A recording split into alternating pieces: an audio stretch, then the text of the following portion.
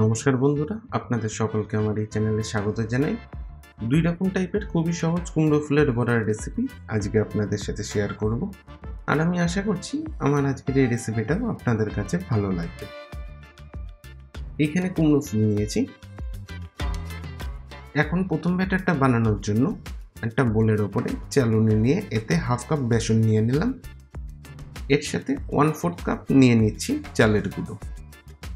এরপর এর মধ্যে আমি হাফ চা চামচ দিয়ে দিচ্ছি নুন, হাফ চা চামচ দিয়ে দিলাম হলুদ, আর হাফ চা চামচ দিয়ে দিলাম লঙ্কার গুঁড়ো। এখন এইগুলোকে একসাথে আমি চেলে নিচ্ছি।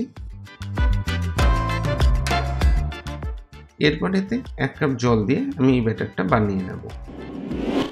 এইভাবে সেকেন্ড ব্যাটারটা বানানোর জন্য এইখানে বোলেতে 3/4 কাপ ময়দা নিয়ে নিচ্ছি।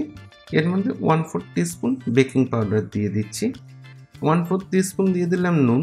এখন এর মধ্যে হাফ কাপ জল দিয়ে আমি এই ব্যাটারটা বানিয়ে নেব।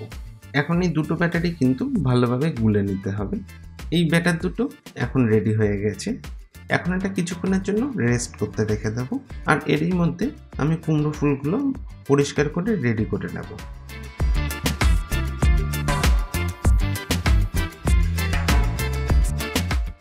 এইভাবে কুমড়ো ফুলের থেকে নিচের সবুজ অংশটা ছাড়িয়ে ফুলের ভেতর থেকে এই পুংকেশরটা বার করে ফেলে দেব।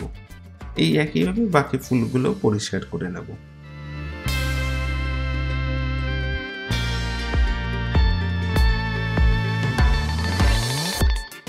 এরপর একটা ফুল নিয়ে এই ব্যাটারে ভালোভাবে কোট করে গরম তেলে দিয়ে দিচ্ছি।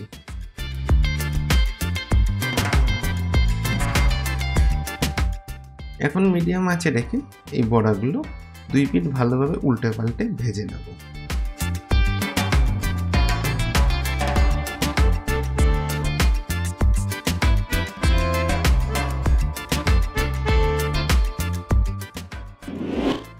এখন এই একইভাবে ময়দার ব্যাটারে দেওয়া ফুলগুলোকে ভেজে নিচ্ছি মিডিয়াম আঁচে রেখে। এখন এইগুলোকেও আমি 2 পিঠ ভালোভাবে উল্টে পাল্টে ভেজে নেব।